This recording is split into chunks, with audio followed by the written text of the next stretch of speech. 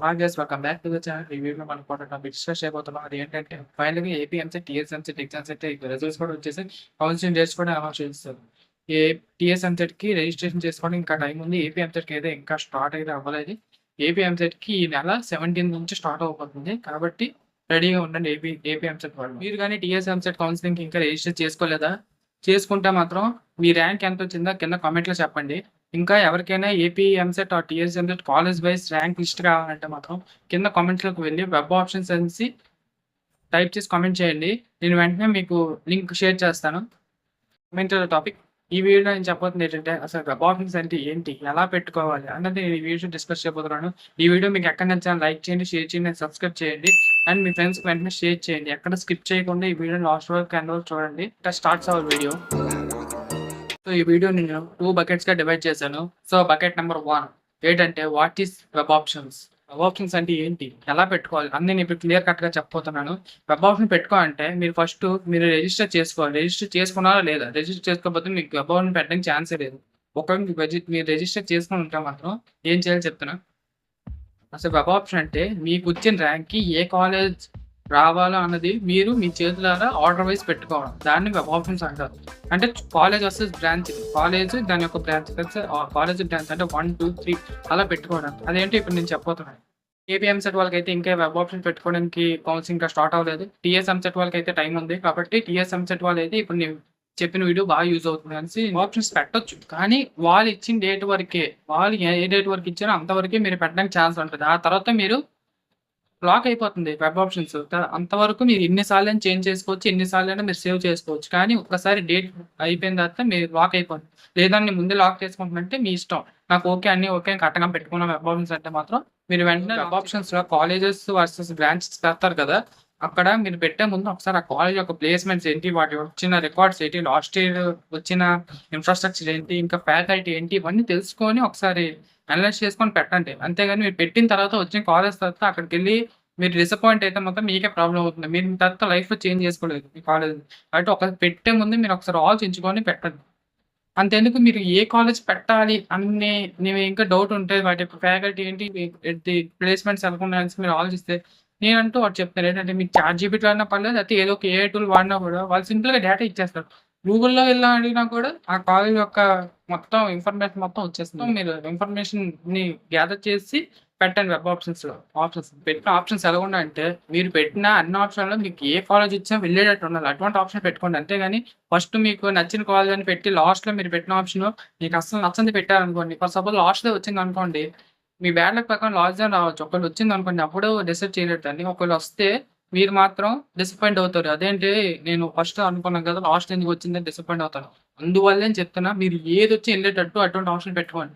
ఇది రాదులే అనేసి లాస్ట్‌లో ఉన్న ఆప్షన్ మీరు కేర్ చేయకపోతే మన బ్యాడ్ లక్ ఎలాగుందో ఎవడం చెప్పలేం. రేపు ఎలాగుందో ఎవడం చెప్పలేం. కాబట్టి మీరు ఒకసారి పెట్టే ముందే మీరు అన్నిటికి నేను ఏదొచ్చినా ఎళ్తాను. పెట్టిన 20 ఆప్షన్స్, 30 ఆప్షన్స్ ఏదొచ్చినా వెళ్తాను అన్న ఆప్షన్స్ మాత్రమే పెట్టండి. మీరు డైరెక్ట్‌గా వెబ్‌సైట్ ఓపెన్ చేసి ఏపీ వాళ్ళకి ఏపీ వెబ్‌సైట్, టీఎస్ వాళ్ళకి టీఎస్ వెబ్‌సైట్ ఓపెన్ చేసేసి వెంటనే వెళ్లి అప్పటికప్పుడు పెట్టేద్దాం అంటే అవ్వదు. మీరు ముందు పెట్టాలంటే మీరు ఫస్ట్ ఒక ఫర్ సపోజ్ మీరు లాస్ట్ ఇయర్ డేటాని ఓపెన్ చేసుకోండి. లాస్ట్ ఇయర్ ఆ కాలేజ్ దగ్గర పలానా కాలేజ్ ఇప్పుడు గాయత్రి విద్యా పరిషత్ ఏపీ వాళ్ళకనుకోండి. గాయత్రి విద్యా పరిషత్ సీఎస్‌సి ఎక్కడ కట్ అయింది? ఈసీ ఎక్కడ కట్ అయింది? అన్నీ చూసుకోండి. మీకొచ్చిన ర్యాంక్‌కి ఎక్కడ ఏ కాలేజ్ వస్తుందో తెలుసుకోండి. తెలుసుకున్న తర్వాత మీరు ఒక బుక్ తీసుకోండి. ఇలా ఒక బుక్ తీసుకొని ఆ బుక్‌లో రాసుకోండి. ఓకే. నాకు ఈ కాలేజ్ వస్తుంది, ఈ కాలేజ్ వస్తుందని రాసుకొని ఆ తర్వాత మీరు ఆర్డర్ ఇచ్చుకోండి. 1, 2, 3 అనేసి ఫస్ట్ ఇది పెడదాం. ఇది వెళ్తే ఇది వస్తే వెళ్దాం. ఆ తర్వాత ఇది వస్తే వెళ్దాం అనేసి మీరు ఆర్డర్ వేసుకోండి. ఆర్డర్ వేసుకుంటేనే మీకు తర్వాత వెంటనే అక్కడ వెబ్ ఆప్షన్స్ ఓపెన్ అవ్వగానే మీరు డైరెక్ట్ పెట్టుకెళ్ళిపోవచ్చు. అంతేగాని మీరు అక్కడికక్కడే చెక్ చేసుకోవాలంటే మీకు అక్కడ లాట్స్ ఆఫ్ కాలేజెస్ ఉంటే లాట్స్ ఆఫ్ బ్రాంచెస్ ఉంటాయి. ఎన్నుంటాయి ఎవరం చెప్పలేం. కాబట్టి అన్ని కాలేజెస్ మీరు ఒకేసారి చూడగానే ఏది పెట్టాలో తెలియక కన్‌ఫ్యూజన్ ఒకదాని బదులు ఒకటి పెట్టేసారనుకోండి. మరి మీకు ప్రాబ్లమ్ అవుతది. నేను ఆల్రెడీ నా థర్డ్ వీడియోలో చెప్పాను. అయినా పర్లేదు మళ్ళీ చెప్తాను. ఏంటంటే ఏపీ వాళ్ళకి 2 రౌండ్స్ ఒక స్పాట్ రౌండ్ ఉంటుంది. టీఎస్ వాళ్ళకి 3 రౌండ్స్ ఒక స్పాట్ రౌండ్ ఉంటుంది. అదేంటంటే అసలు స్పాట్ రౌండ్ అంటే ఏంటని అంటే మాత్రం మీకు అంటే ఫేజెస్ పర్లేదు. ఒక 2 ఫేజెస్ ఒక స్పాట్ రౌండ్, 3 ఫేజెస్ టీఎస్ వాళ్ళకి ఒక స్పాట్ రౌండ్ ఉంటుంది. స్పాట్ రౌండ్ అంటే ఏంటంటే మిగిలిపోయిన సీట్లు ఉంటాయి. కొంతమంది కాలేజ్ వస్తది. కానీ నాకు ఎన్ఐటీలో మంచి కాలేజ్ వచ్చింది, ఐఐటీలో మంచి కాలేజ్ వచ్చింది. లేకపోతే ఏదో ప్రైవేట్ యూనివర్సిటీలో వెళ్ళిపోతాననేసి వెళ్ళిపోతారు. కాబట్టి కాల్స్ వచ్చినా ఆ కాల్ లీవ్ చేసి వెళ్ళిపోతాడు వాడు. కాబట్టి ఆ కాల్ అన్నీ ఇంట్లో సీట్ మిగిలిపోతాయి కదా! దానికంటూ స్పాట్ రౌండ్ పెడతారు. అంటే ఏ సీట్ మిగలకూడదు. అన్నీ ఫిల్ అవ్వాలి. కాబట్టి స్పాట్ రౌండ్ పెట్టి మీకు మళ్ళీ స్పాట్ రౌండ్‌లో మీరు మళ్ళీ పార్టిసిపేట్ చేస్తే ఏమో మీ ర్యాంక్ దగ్గరలో కన్నా ఏమో ముందు ర్యాంక్‌లో మీకు రావచ్చేమో చెప్పలేం.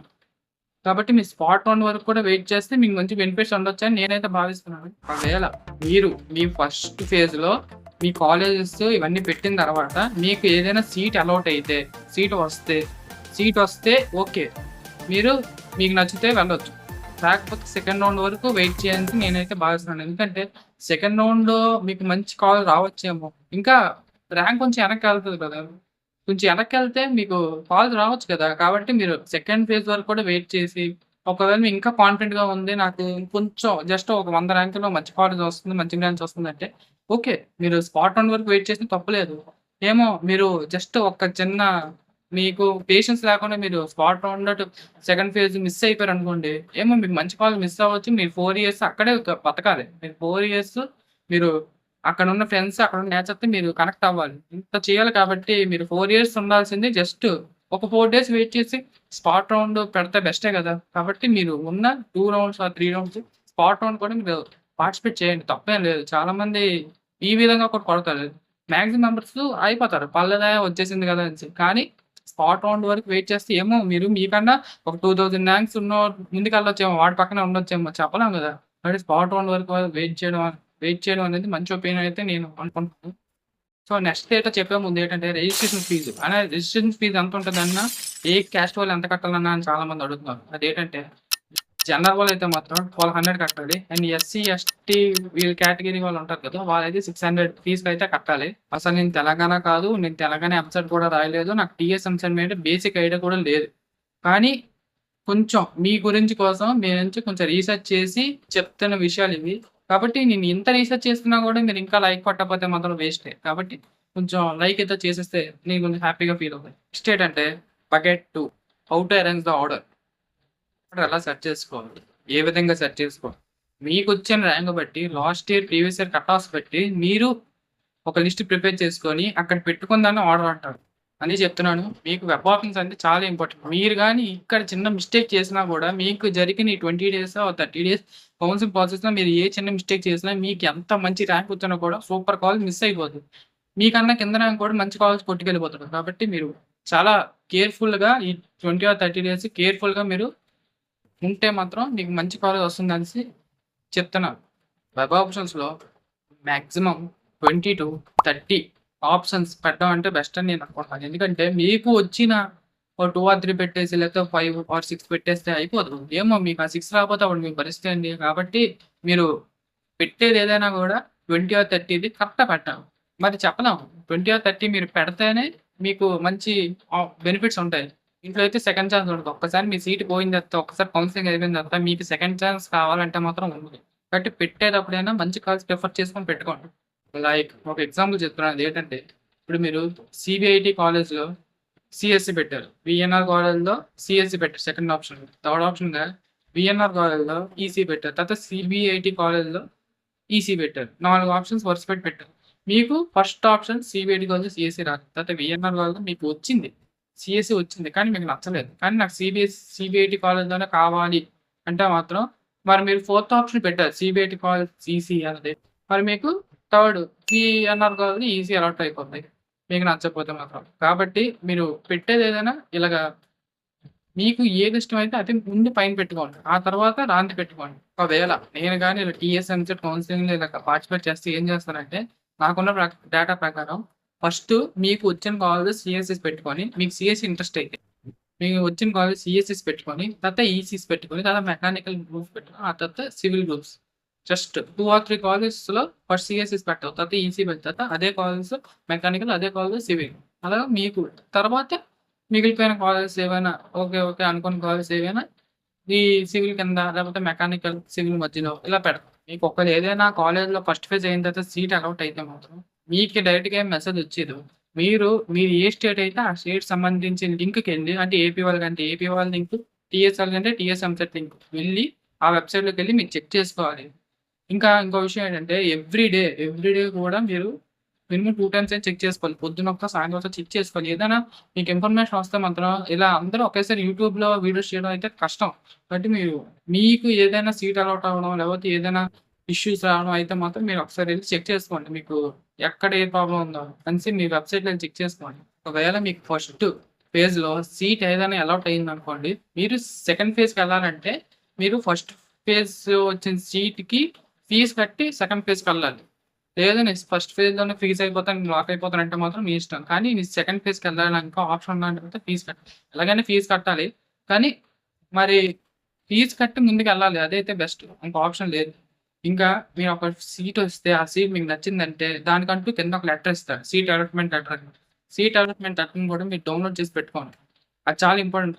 మీకు తర్వాత మీకు కాలేజ్‌కెళ్ళిన తర్వాత సీట్ అలాట్‌మెంట్ లెటర్ అడుగుతాడు.